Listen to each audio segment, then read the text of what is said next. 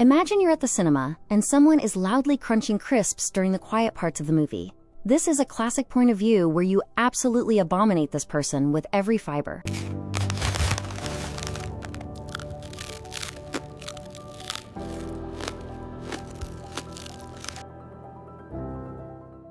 Today's word is abominate.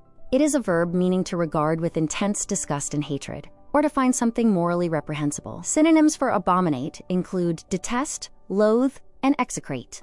A helpful memory trick is to connect abominate with the adjective abominable, as they are in the same word family.